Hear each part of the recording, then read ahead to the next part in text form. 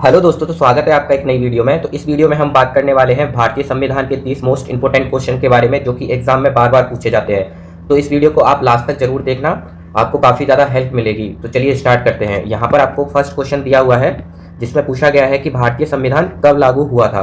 तो इसका सही आंसर हो जाएगा ऑप्शन नंबर बी, 26 जनवरी 1950 को। तो भारतीय संविधान कब लागू हुआ था? 26 जनवरी 1950 को। तो चलिए दूसरे नंबर क्वेश्चन के बारे में बात करते हैं। तो यहाँ पर हमें दूसरा नंबर क्वेश्चन दिया हुआ है, भारतीय संविधान के मुख्य शिल्पकार कौन थे? तो यहाँ पर इसका सही आंसर हो जाएगा option number C, doctor Bhimrao Ambedkar. इस प्रकार क्वेश्चन नंबर 2 का आंसर हो जाएगा ऑप्शन सी, भीमराव अंबेडकर। यहाँ पर क्वेश्चन नंबर 3 की बात करेंगे। तो यहाँ पर दिया हुआ है, संविधान सभा का गठन कब हुआ था? संविधान सभा का गठन कब हुआ था? तो ये हुआ था 9 दिसंबर 1946 को। तो ऑप्शन सी इसका करेक्ट आंसर हो जाएगा। इसके बाद क्वेश्चन नंबर 4 के बारे में बात करेंगे। तो यहाँ पर क्वेश्चन नंबर 4 में पूछा गया है, संविधान सभा की पहली बैठक कब हुई थी? तो संविधान सभा की पहली बैठक कब हुई थी? तो ये हुई थी 9 दिसंबर 1946 को। तो इसका बी ऑप्शन यहाँ पर करेक्ट आंसर हो जाएगा। तो दोस्तों, इसी तरह से मैं संविधान के 30 इंपॉर्टेंट क्वेश्चंस करवाने वाला हूँ, जो कि बार बार एग्जाम में पूछे जाते हैं। तो आप इस वीडियो को लास्ट तक जरूर देखें और वीडियो को लाइक करें और चैनल को सब्सक्राइब कर लें। और साथ ही साथ आपको बताना है कि आपके 30 में से कितने क्वेश्चन सही रहे, ये आपको कमेंट बॉक्स में बताना है। तो चलिए क्वेश्चन नंबर 5 की बात करते हैं। तो जैसे कि आपको यहाँ पर दिया हुआ है, इसमें पूछा गया है कि संविधान सभा के स्थायी अध्यक्ष कौन थे? तो यहाँ पर इसका option number A correct answer हो जाएगा, डॉक्टर राजेंद्र प्रसाद संविधान सभा के स्थायी अध्यक्ष थे। तो यहाँ पर क्वेश्चन नंबर 5 का आंसर हो जाएगा ऑप्शन नंबर ए। तो यहाँ पर क्वेश्चन नंबर 6 के बारे में बात करेंगे। इसमें पूछा गया है कि संविधान बनाने में कितना समय लगा? तो संविधान बनाने में कितना समय लगा? तो इसका सही आंसर हो जाएगा ऑप्शन नंबर ए, 2 वर्ष 11 माह 18 दिन। तो इसका option number A correct answer हो जाएगा। तो यहाँ पर क्वेश्चन नंबर 7 हमें पूछा गया है। इसमें पूछा गया है कि संविधान कब अपनाया गया? तो संविधान को कब अपनाया गया? तो संविधान को अपनाया गया 26 नवंबर 1949 को। तो यहाँ पर इसका सी ऑप्शन करेक्ट आंसर हो जाएगा। इसके बाद क्वेश्चन नंबर 8 के बारे में बात करेंगे। तो यहाँ पर हमें पूछा गया है कि संविधान की प्रस्तावना में कितने शब्द हैं? तो संविधान की प्रस्तावना में कितने शब्द हैं? तो यहाँ पर 395।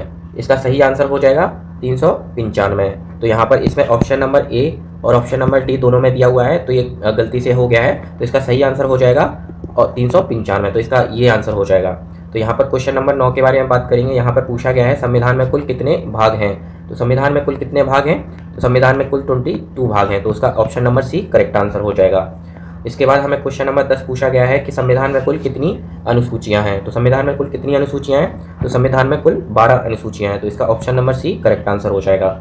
इसके बाद यहाँ पर हम क्वेश्चन नंबर 11 के बारे में बात करेंगे। इसमें पूछा गया है कि संविधान में कुल कितने अनुच्छेद हैं? तो संविधान में कुल कितने अनुच्छेद हैं? तो इसका सही आंसर हो जाएगा 395। तो ऑप्शन नंबर ए इसका करेक्ट आंसर हो जाएगा। तो संविधान में कितने अनुच्छेद हैं? 395। उसके बाद क्वेश्चन नंबर 12 के बारे में बात करें। यहाँ पर हम क्वेश्चन नंबर 12 देखेंगे। इसमें पूछा गया है कि मूल अधिकार, एक मिनट, यहाँ पर इसमें पूछा गया है कि मूल अधिकार किस भाग में है? मूल अधिकार कौन से भाग में है? तो ये हमारे पास इसका सही आंसर हो जाएगा भाग 3। इसमें पूछा गया है कि मौलिक अधिकार कौन से भाग में है? फंडामेंटल राइट्स कौन से भाग में है? तो भाग 3 में है। और ये कहाँ से लिए गए हैं? आयरलैंड से। ये आयरलैंड से लिए गए हैं और ये संविधान के तीसरे भाग में है। तो क्वेश्चन नंबर 12 का सही आंसर हो जाएगा यहाँ पर ऑप्शन नंबर बी।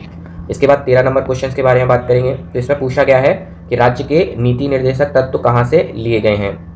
राज्य के नीति निर्देशक तत्व संविधान के किस भाग में है?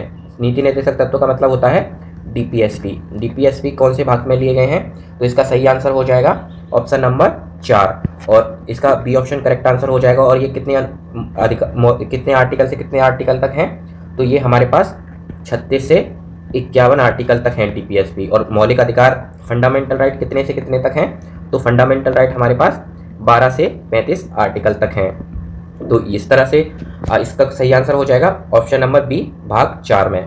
इसके बाद क्वेश्चन नंबर 14 के बारे में बात करेंगे। तो यहाँ पर पूछा गया है कि मूल कर्तव्य किस भाग में है? मूल कर्तव्य का मतलब होता है फंडामेंटल ड्यूटी। तो यहाँ पर पूछा गया है कि संविधान के मूल कर्तव्य कौन से भाग में है? तो इसका सही आंसर हो जाएगा ऑप्शन नंबर बी, संविधान के 4th ए में। तो कौन से भाग में है मूल कर्तव्य? संविधान के 4th ए में। इसके बाद क्वेश्चन नंबर 15 के बारे में बात करेंगे। इसमें पूछा गया है, संघ और राज्यों के संबंध किस भाग में है? संघ और राज्यों के संबंध किस भाग में है? तो इसका सही आंसर हो जाएगा ऑप्शन नंबर बी। तो संविधान के 11वें भाग में संघ और राज्यों के संबंध है। तो इसका बी ऑप्शन यहाँ पर करेक्ट आंसर हो जाएगा।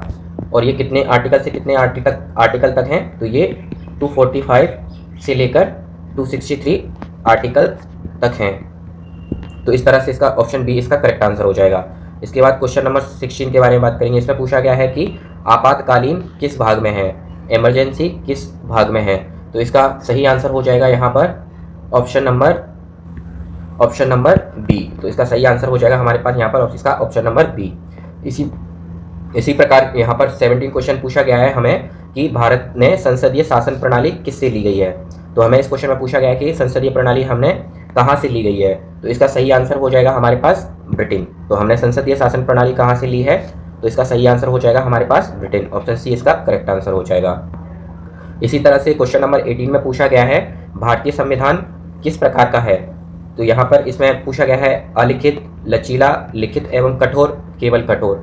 तो इसका सही आंसर हो जाएगा हमारे पास ऑप्शन नंबर सी। तो भारत का संविधान हमारे पास लिखित एवं कठोर प्रकार का है। तो ऑप्शन सी इसका करेक्ट आंसर हो जाएगा। इसी तरह से क्वेश्चन 19 पूछा गया है हमारे पास भारतीय संविधान किन देशों से प्रेरित है। तो भारत का संविधान किन देशों से प्रेरित है, तो इसका सही आंसर हो जाएगा विभिन्न देशों से। तो इसका ऑप्शन डी करेक्ट आंसर हो जाएगा, क्योंकि भारतीय संविधान हमारे पास हमने अलग अलग देशों से लिया गया है। तो इस प्रकार इसका ऑप्शन डी आंसर यहाँ पर इसका करेक्ट आंसर हो जाएगा। इसी तरह से क्वेश्चन नंबर 20 करेंगे हम यहाँ पर। इसमें हमें पूछा गया है संघात्मक शासन की विशेषता किस देश से ली गई है। इसमें पूछा गया है संघात्मक शासन की विशेषता किस देश से ली गई है। तो इसका सही आंसर हो जाएगा हमारे पास अमेरिका। तो अमेरिका से संघात्मक शासन की विशेषता ली गई है। तो ऑप्शन ए इसका करेक्ट आंसर हो जाएगा। इसी प्रकार हम क्वेश्चन नंबर 21 के बारे में बात करेंगे। इसमें पूछा गया है राष्ट्रपति का उल्लेख किस अनुच्छेद में है। तो राष्ट्रपति का उल्लेख कौन से अनुच्छेद में है, तो इसका सही आंसर हो जाएगा हमारे पास आर्टिकल नंबर 52। तो 52 में राष्ट्रपति के उल्लेख का अनुच्छेद है। इसी तरह से क्वेश्चन नंबर 22 देखेंगे हम। इसमें पूछा गया है कि उपराष्ट्रपति का उल्लेख कौन से अनुच्छेद में है।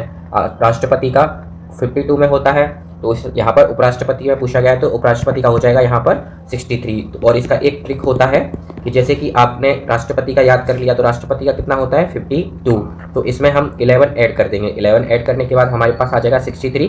तो ये हमारे पास किसका होता है, उपराष्ट्रपति का। इस तरह से हम इसको आसानी से याद कर सकते हैं। इसी तरह से क्वेश्चन नंबर हमें 23 पूछा गया है। इसमें हमें पूछा गया है कि संसद का गठन किस अनुच्छेद में है। तो संसद का गठन कौन से अनुच्छेद में है, तो इसका सही आंसर हो जाएगा हमारे पास ऑप्शन नंबर डी 79 में हमारे पास संसद का गठन किया जाता है। तो इस तरह से हमने यहाँ तक 23 क्वेश्चन कर लिए। अगर आपको वीडियो अच्छा लग रहा है तो वीडियो को लाइक कर लें और चैनल को सब्सक्राइब कर लें, आपको इसी तरह की वीडियो मिलती रहेंगी। तो चलिए नेक्स्ट क्वेश्चन के बारे में बात करने वाले हैं। इसमें क्वेश्चन नंबर 24 में हमें पूछा गया है कि संसद के दोनों सदनों का उल्लेख किस अनुच्छेद में किया जाता है। तो संसद के दोनों सदनों का उल्लेख कौन से अनुच्छेद में किया जाता है, तो यहाँ पर इसका करेक्ट ऑप्शन हो जाएगा ऑप्शन नंबर बी। 79 से लेकर 120 तक संसद के दोनों सदनों का उल्लेख किया जाता है। इसके बाद नेक्स्ट क्वेश्चन के बारे में बात करेंगे। तो यहाँ पर क्वेश्चन नंबर 25 में हमें पूछा गया है कि उच्चतम न्यायालय की स्थापना किस अनुच्छेद में है। तो उच्चतम न्यायालय की स्थापना किस अनुच्छेद में है, तो इसका सही आंसर हो जाएगा हमारे पास 124। तो उच्चतम न्यायालय की स्थापना किस अनुच्छेद में की जाती है, तो 124 में की जाती है। इसके बाद यहाँ पर 26 क्वेश्चन करने वाले हैं। इसमें पूछा गया है कि उच्च न्यायालयों का उल्लेख किस अनुच्छेद में है। उच्च न्यायालयों का उल्लेख कौन से अनुच्छेद में है, तो इसका सही ऑप्शन हो जाएगा 214 से लेकर 231 तक। इस प्रकार इसका ऑप्शन बी यहाँ पर करेक्ट आंसर हो जाएगा। इसी तरह से हम यहाँ पर क्वेश्चन नंबर 27 के बारे में बात करेंगे। इसमें पूछा गया है कि नियंत्रक एवं महालेखा परीक्षक कैग किस अनुच्छेद में है, तो इसका सही आंसर हो जाएगा हमारे पास 148। इसका ऑप्शन सी यहाँ पर करेक्ट आंसर हो जाएगा।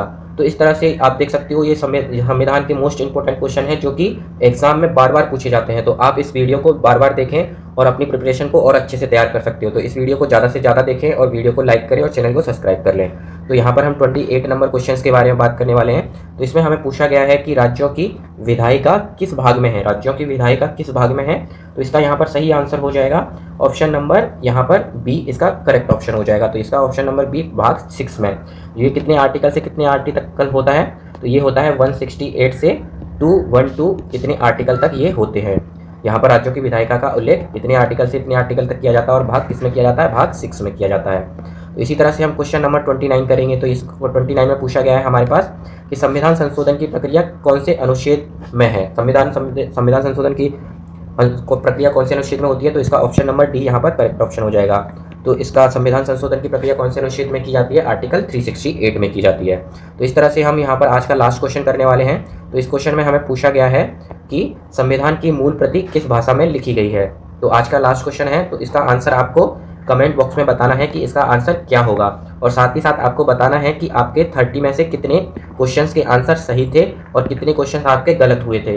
और इसी तरह की वीडियो पढ़ने के लिए आप हमारे चैनल को फॉलो कर सकते हैं और वीडियो को लाइक कर दें और चैनल को सब्सक्राइब कर लें। तो थैंक यू दोस्तों, इस वीडियो को यहीं खत्म करते हैं और मिलते हैं आपसे एक नई वीडियो में।